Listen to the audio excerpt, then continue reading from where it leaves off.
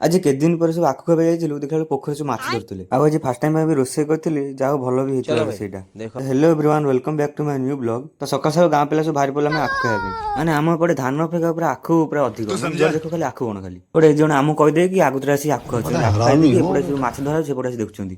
ଆଜି ପୁରା ଏପଟେ ବି ପୁରା ପୋଖରୀରେ ସବୁ ମାଛ ଧରା ହଉଥିଲା, ତ ଏଠି ଆର 10 ମିନିଟ୍ ପରେ ପଳେଇଲା ସବୁ ମାଛ ଧରିବା ପାଇଁ।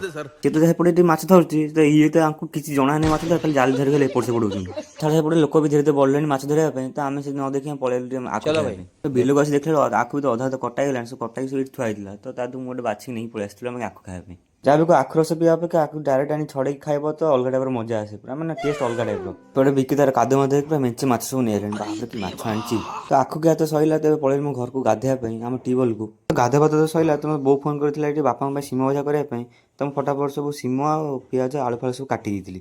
କଟାକଟି ତ ସଇଲା, ଏବେ ଗ୍ୟାସ୍ଟା କେମିତି ଜଳାହବ, ତ ମୋତେ ଗ୍ୟାସ୍ ବହୁତ ଡର ଲାଗେ, ତ ଯାହା ହଉ ଫାଇନାଲ୍ ମୁଁ ଗ୍ୟାସ୍ଟା ଜଳେଇ ଦେଇଥିଲି। ତ ମୁଁ ତ କେବେ ରୋଷେଇ କରିନି, ତ ବୋଉଠାରୁ ଯାହା ଶିଖିଛି, ଯାହା ଦେଖିଥିଲି ଯେ ଯେମିତି କରେ ରୋଷେଇ, ତ ଦେଖିବା ଆଜି କ'ଣ କେମିତି ହେଉଛି ରୋଷେଇଟା ଆଉ। ତ ଯାହା ହଉ ଯାହା ଯେମିତି କରିକି ଆଜି ଫାଷ୍ଟ ଟାଇମ୍ ପାଇଁ ତ ସିମ ଭଜା ରେଡ଼ି କରିଦେଲି ଆଉ।